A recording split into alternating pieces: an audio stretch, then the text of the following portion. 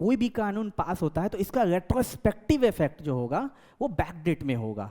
तो ये आर्टिकल 20 में आपके पास तीन कंसेप्ट आया, जो एक्स पोस्ट फैक्टो लॉ की बात,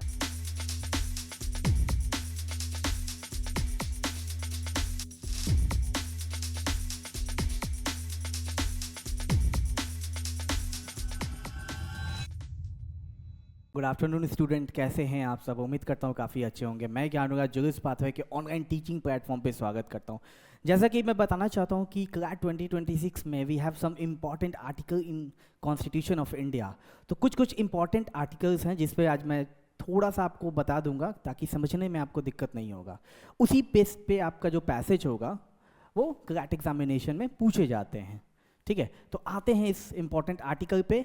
जितना मैं आपको बताता हूँ उतना ही आपको समझना होगा, उससे ज़्यादा दिमाग अपना यूज़ मत कीजिएगा।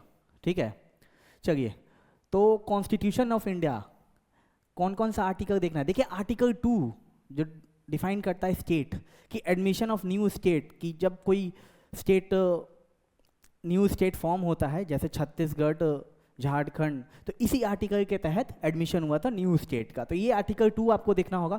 Formation of new state, alteration of boundary and existing state, ये आर्टिकल 3 भी आप देख सकते हैं इस विषय पे, कि दोनों जो आर्टिकल है वो स्टेट के ऊपर डिफाइन है। कि बताया गया है कि admission of new state means कि न्यू स्टेट का एस्टैब्लिशमेंट, और जो अल्टरेशन ऑफ बाउंड्रीज की बात की गई कि मीन्स कि जो आपके नेबर जो स्टेट होंगे उनसे एडजस्टमेंट करके उनका एडमिशन करवाते हैं। ये तो आर्टिकल 3 हो गया, 2 हो गया। फिर एक आता है अपने पास सिटीजनशिप। जैसा कि आपको पता था कि सिटीजनशिप CAA NRC जो हुआ था, आर्टिकल 5 के तहत जो दिया गया था कि टाइमलाइन की इतना से इतना दिन तक जितना भी रेसिडेंस है उनको इंडिया आना है। ठीक है, तो ये आर्टिकल 5 आप देख लीजिएगा, सिटीजनशिप के पे मेंशन है। ठीक है, फिर उसके बाद आर्टिकल 12 जो कि स्टेट का डेफिनेशन बताता है कि कौन कौन सा स्टेट होगा। अदर अथॉरिटी, लोकल अथॉरिटी जितने भी हैं वो आर्टिकल 12 में जो कि स्टेट डिफाइंड है। ठीक है, आर्टिकल 13 में आपको एक चीज़ देखना होगा कि इसमें 2-3 डॉक्ट्रिन है, doctrine of eclipse, doctrine of severability. ये चीज़ आपको आर्टिकल 13 देख लीजिएगा इस पर। ठीक है, जो कि फंडामेंटल राइट पे मेंशन है। अब आर्टिकल 14 जो right to equality before law की बात करता है। ठीक है, आर्टिकल 14 मैं आपको बस हेडिंग बता रहा हूँ, ये आपको बस समझना होगा कि मेन जो आर्टिकल है वो किस चीज़ के बारे में बताता है। कि कल की डेट में क्लैट एग्जामिनेशन में इससे पैसेज जो बनेगा तो हो सके इस आर्टिकल से कुछ रिलेशन होगा उस पैसेज का। ठीक है, तो ये आर्टिकल आपको देखना होगा। ठीक है, तो आर्टिकल 14 देख सकते हैं। 15 जो है discrimination on the basis of race, religion, caste, creed and sex. ठीक है, इस बेसिस पे आपको ये देखना आर्टिकल 15। आर्टिकल 17 अनटचेबिलिटी की बात हम करते हैं। ठीक है, discrimination on the basis of untouchable, तो ये आर्टिकल 17 बात करता है। आर्टिकल 18 है एबोलिशन ऑफ टाइटल। ठीक है ना, कि किसी को भी हम टाइटल नहीं दे सकते एज अ, जैसे कि महात्मा गांधी का इलस्ट्रेशन पता होगा कि why should we call it as father of nation, तो ऐसा कोई है नहीं, बट रिस्पेक्ट के वजह से उनको हम देते हैं। और जो एक्सेप्ट मिलिट्री जो होंगे उनको हम टाइटल दे सकते हैं। ठीक है, after that we had article 20 जो protection in respect of conviction of the offence, जो डबल जियोपार्डी का कंसेप्ट है इसमें। ठीक है, कि एक चीज़ के लिए डबल पनिशमेंट हम नहीं दे सकते, पनिश नहीं कर सकते, वो कंसेप्ट है आर्टिकल 20 में, जो कि डबल जियोपार्डी की बात करती है। इसमें एक होता है सेल्फ इंक्रिमिनेशन। ठीक है, तो ये आर्टिकल 20 में आपका डबल जियोपार्डी, सेल्फ इंक्रिमिनेशन, एक रेट्रोस्पेक्टिव इफेक्ट, एक प्रोस्पेक्टिव इफेक्ट जो होता है, एक्स पोस्ट फैक्टो लॉ जो हम बात करते हैं आर्टिकल 20 में होगा। कि जो भी कानून आज के द्वारा जो पास होगा उसका जो इफेक्ट होगा वो कल के डेट से स्टार्ट होगा, या फिर कोई भी कानून पास होता है तो इसका रेट्रोस्पेक्टिव इफेक्ट जो होगा वो बैक डेट में होगा। तो ये आर्टिकल 20 में आपके पास 3 कंसेप्ट आया, जो एक्स पोस्ट फैक्टो लॉ की बात करता है, दूसरा डबल जियोपार्डी की बात करता है, तीसरा डॉक्ट्रिन ऑफ सेल्फ इंक्रिमिनेशन। ठीक है, तो आर्टिकल 20 पे आप विशेष ध्यान दीजिएगा। After that we have article 21, we say that protection of life and personal liberty, right to life, बहुत ही इंपॉर्टेंट जजमेंट है इसमें, मेनका गांधी का केस। ठीक है, तो ये आर्टिकल आपको देखना पड़ेगा, right to life and personal liberty, Jaswant Singh versus passport office का केस था इसमें, इंदिरा गांधी वर्सेस राजनारायण, ठीक है, ये सब इंपॉर्टेंट जजमेंट है राइट टू लाइफ पे। After that 21A right to education, ये बस हिंट के तौर पे देखिएगा, ठीक है। राइट टू लाइफ में बहुत सारी चीज़ इंक्लूडेड है, जैसे right to privacy, Puttaswamy का जजमेंट आया था उसमें, right to Aadhaar card cases, ठीक है। अब ये देखिए protection against the arrest and detention, जैसे मान लीजिए प्रिवेंटिव डिटेंशन की हम बात करेंगे तो उसमें बताया गया है कि पुलिस के पास पावर है कि 24 आवर्स के लिए आपको अरेस्ट कर सकती है विदाउट एनी रीज़न, रीज़न वो बताएगी बाद में, कुछ उनको अप्रीहेंशन होगा कि हाँ that you will do something crime, तो उस बेसिस पे आप ये कर सकते हैं, ये चीज़ है आर्टिकल 22। बस इसका हेडिंग देखेंगे आप। After that we have freedom of religion, देखिएगा आर्टिकल 24, बस एक टॉपिक के नाम पे।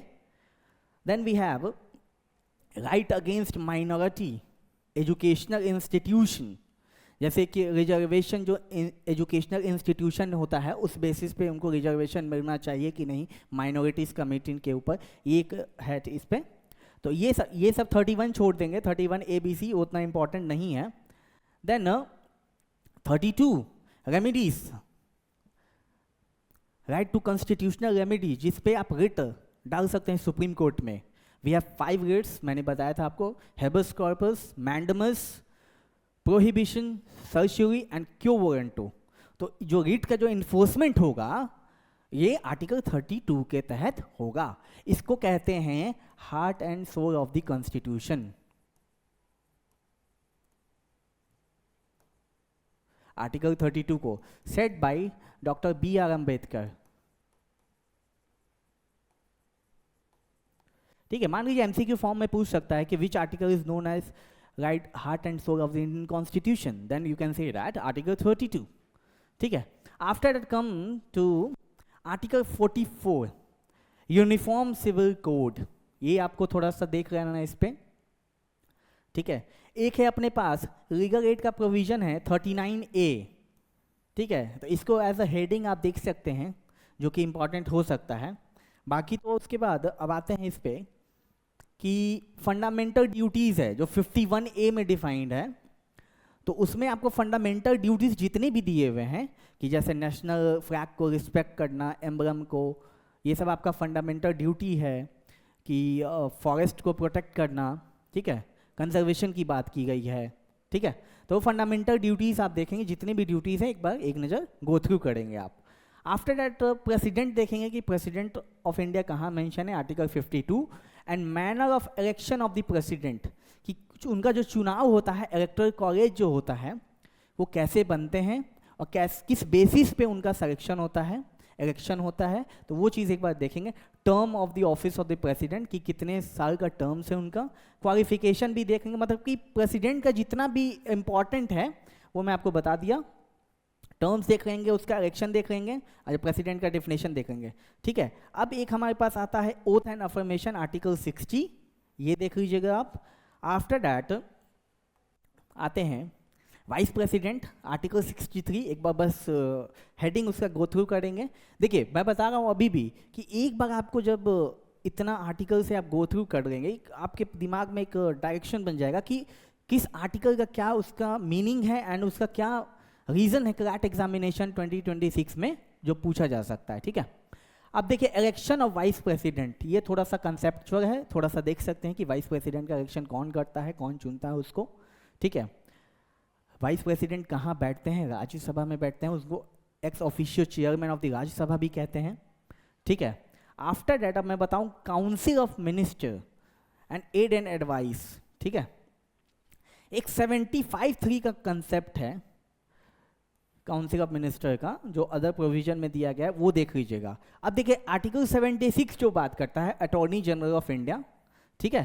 अटॉर्नी जनरल को हम लीगल ऑफिसर भी कहते हैं, लीगल ऑफिसर ऑफ इंडिया, ठीक है। ये किसी भी सदन में जाके बैठ सकते हैं बट इनके पास राइट नहीं है वोट देने का, ठीक है। First law officer of India इन्हीं को कहते हैं। और एक जीके का क्वेश्चन मैं बताता हूँ, फर्स्ट लॉ ऑफिसर जो था फर्स्ट वॉज MC सीतारवत, ये स्टैटिक जीके का क्वेश्चन है, ठीक है। Attorney general. आफ्टर दैट देखिएगा कि पार्लियामेंट की बात की गई है आर्टिकल 79 से, कॉन्स्टिट्यूशन ऑफ पार्लियामेंट की। पार्लियामेंट में कौन कौन होते हैं? लोकसभा, राज्यसभा, ठीक है। लोकसभा में कौन बैठते हैं? स्पीकर। राज्यसभा में वाइस प्रेसिडेंट, ठीक है, जिनको ex officio chairman of the Rajya Sabha भी कहते हैं, एक्स ऑफिशियो चेयरमैन।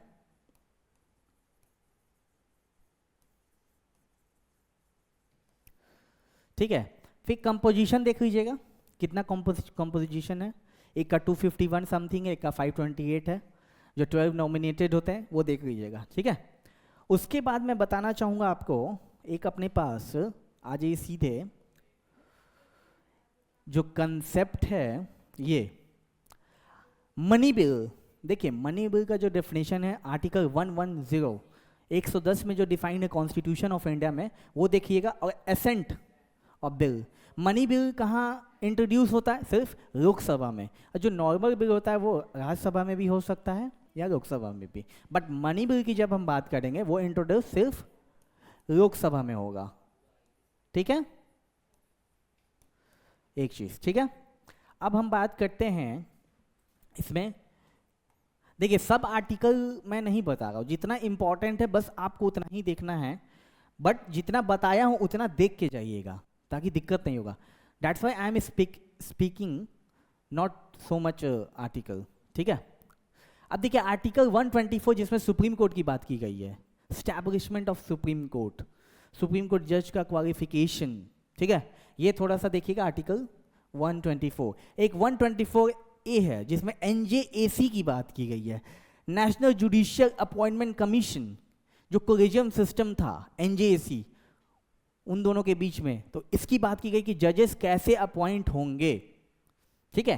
तो ये देखिएगा 124A, ठीक है, दिस वन।